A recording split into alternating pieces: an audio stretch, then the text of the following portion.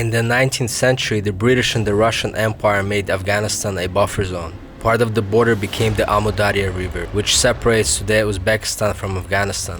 The exact borders were adopted during the formation of the Soviet Union. Yet the USSR and Afghanistan entered a conflicted period that led to a 10-year war in 1979. After the Soviet defeat and the collapse of the Union, the Taliban took over. Later, US began its longest war with Afghanistan. In the meantime, Uzbekistan had to maintain a firm grip on the border with the troubled neighbor. That is how the 150-kilometer border became one of the most guarded in the world. I decided to check it out. Salam alaikum from Tashkent in Uzbekistan. This is rare because I'm starting the episode in the evening because we're about to hop on a 14-hour train journey to the most guarded border in the world. Not only that, but it's also the hottest region in Uzbekistan and it's the only place that is Buddhist. If that sounds interesting to you, then grab some popcorn, get comfortable and enjoy. Поехали! Before entering the terminal, you have to pass through the security and there's a line here. This is for the protection against terrorism. When passing such a checkpoint, you realize that you're in Central Asia because nobody has the concept of what is a line. They just come from both sides and disregard that you are standing there. It's a 14-hour journey that costs $17 in the second class. I will show you exactly what that looks like. The train is quite old, most likely it's Soviet. How you can know it's second class is by the doors. It's closed. If it's third class, then there's no doors.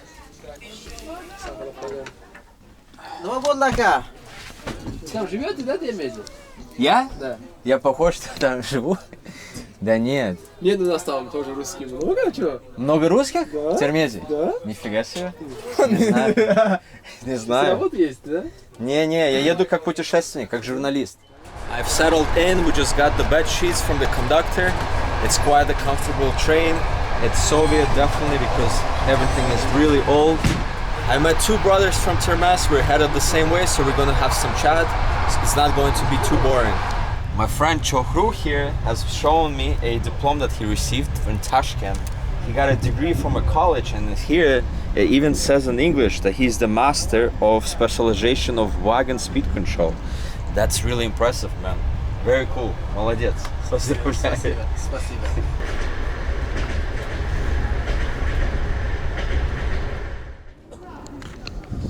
4 hours later, we've reached the famous city of Samarkand. This is the home of Islam Karimov and Amir Timur himself, the great conqueror that is famous from Uzbekistan.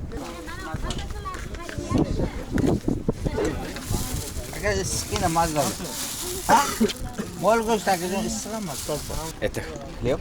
Да, Samarkand bread. Okay.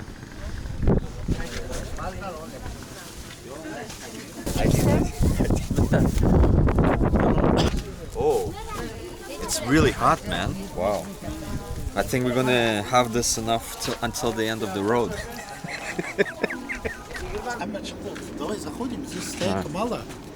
After munching on some bread, it was time for sleep.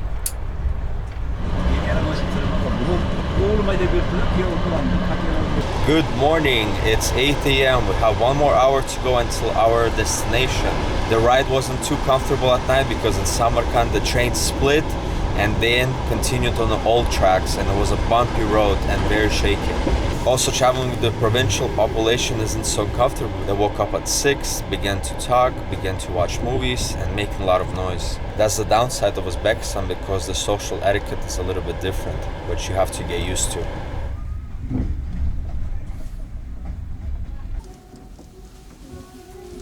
"14 hours later, I arrived in the southernmost region of Uzbekistan. At the train station, I hailed a taxi to the hotel, which ended up being on the edge of town. You're probably wondering where I am. Over here is a port, and behind it is Amu Darya River, and that is the border between Uzbekistan and Afghanistan. And supposedly this is the most guarded border in the world after the 38th parallel in Korea. We're going to try to get as close as possible to it, even though that's pretty illegal to do. And we're going to do a little city vlog, find out all the Buddhist spots that are here, because this is the only few regions in all of Central Asia that were Buddhist 2,000 years ago. So join me on this random adventure. To begin the journey, I needed to get some food for the energy and then find the driver for the whole day. Anvar, здравствуйте. Assalamu alaikum. Alright, so we got into a taxi. We're in Termez, going through the city center right now. Check this out. These buildings are the same as in any other Uzbek provinces. Honestly, the city doesn't offer much, just several parks, monuments, and an archaeological museum. The places we're going to visit are on the outskirts. I was unlucky because the taxi driver was not chatty, but I asked a few questions.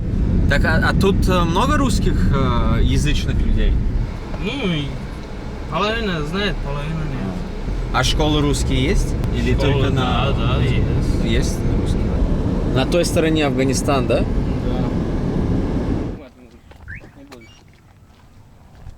We arrived to some fortress here, but there's no kiosk, nor information booth, no signs. After a short Google, I found out the fortress dates to the 11th century. Researchers are still determining the structure's purpose, but it was probably a palace or a caravanserai. Kirghiz translates to 40 girls. Legend has it that a princess and 40 girls fought off nomads after the death of their husbands. During my visit, I witnessed the reconstruction process, which was quite unique. That's a little bit of historic information for you from Termez, and now we're off to check out the border. About 500 meters left until we reach the border crossing with Afghanistan. But the taxi driver is not willing to go further because he doesn't have the permit, nor do I have a visa or permission to film there. The border is really empty. As you can see behind me, there's no cars either ways. In 1979, when the Soviet Union decided to wage a war with Afghanistan, they used Termez as the entering point. At that point, there was no bridges, but in 1982, that's when they actually constructed the first bridge that consisted of the railway as well. And that is the only crossing that's available between the two countries. Let's go to another part of the city to see the guard towers and the fence from that point.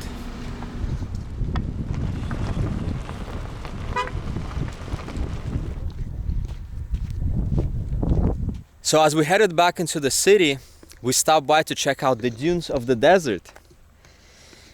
As I mentioned before, Termez is the hottest region in Uzbekistan. It set its record in 1944 to 50 degrees Celsius, and in Fahrenheit is 122. That's quite hot, isn't it? You can cook some scrambled eggs on it. But today we got lucky, it's only 35. On the other side of the city, we found a very unique structure. Termez once was a hub for Buddhism. Over 600 years this religion thrived here. And there are some relics and monuments left from that time. Check it out. Walking through the potato fields in order to reach this stupa. I've only known about this because I searched on Google. It seems like parts of it is actually being reconstructed, or they're trying to preserve it as much as they can. I guess stupa is a form of a stela. It's sort of a symbol of Buddhism that people can come and connect with their religion. The best part about visiting such a place is in Central Asia that nobody really minds that you're stepping on their land, even though it's not being harvested currently. But I assume that in Europe, if you were to go beyond somebody's fence to reach some sort of a landmark, they would yell at you, send dogs, or maybe even shoot you if you were in the United States.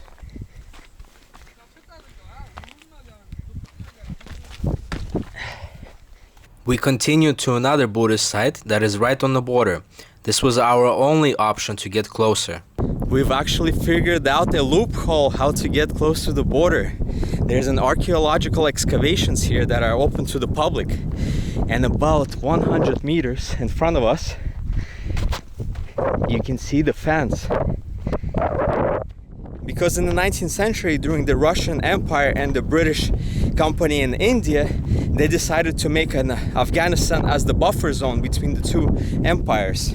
And the Amu Darya River was actually the place that they decided to keep the border. First of all, you can see a fence that has barbed wire on it. Then there goes another fence that is electrical, and then there's a minefield, and then again there's a fence. And also along this fence you can see guard towers. and there's snipers on it, and these snipers are capable of shooting 2 kilometers away. And I can see one guard tower right now, and they're probably checking me out. The ironic part is that only Uzbekistan is patrolling the border. On the other side, Afghanistan has nothing. This reminds me of the US-Mexico border, where US is only in charge of controlling the territory. Hello. Salam alaikum. Samarkand. Salam alaikum. Tourist. Tourist, да. Okay. Turistler bak. Будет. Hayır. Bek. О. Давно? Да, совет. Советский. Советский. Ah, okay. While I was walking, I met a man who actually just picked up from the ground bullets from Afghanistan. Krug. Ah. Krug stupa, hole inside krug stupa. You can go monks, Japanese, Korea monks, you can go, what sitting Buddha, big ceremony. The young kind man knew quite a lot about this Buddhist structure. It would have been more interesting if I was familiar with Buddhism. Ah, wow. Actually, it's so random where the man came from. I have no idea. I was just walking back to the car and he appeared out of nowhere. I mean, there's no cars, there's no people, there's no villages, and he came here. Arab, Arab. уничтожь. Ah, Arab уничтожили. Да, уничтожь. Well, I definitely remembered that the fall of Buddhism came when Arabs conquered these lands in the 7th century. Yeah, I'm not sure if you can see the guard towers exactly. Buddhist. A few hundred meters away, we visited another well-preserved Buddhist stupa. And this time, a local man claiming to be a guide and security approached me. He gave a short tour of the outside and inside, then collected $7. I don't know if he was hired by the government, but he did have the keys to the buildings. The guide is telling me that Buddha himself visited this temple and walked inside the stupa. All of this was a monastery. There used to be rooms here, a temple, the stupa, kitchen room, shower, and so on. And from this monastery we can actually see the fence, the border control. You are probably wondering what is the need for such a border. One, it's because they didn't want to spread radical Islam over the borders to Uzbekistan. Two is because of the narco trafficking, because Afghanistan is responsible for 90% of opium trade in the world. Three is because of the migration, because when the Taliban took over in the 90s, they didn't want massive amounts of people coming here, because Uzbekistan had its own problems after the full collapse of Soviet Union. Well, alright guys, I think this is it. This was pretty cool mini journey for me. I hope you enjoyed it as much as I did, and until next episode, nomads.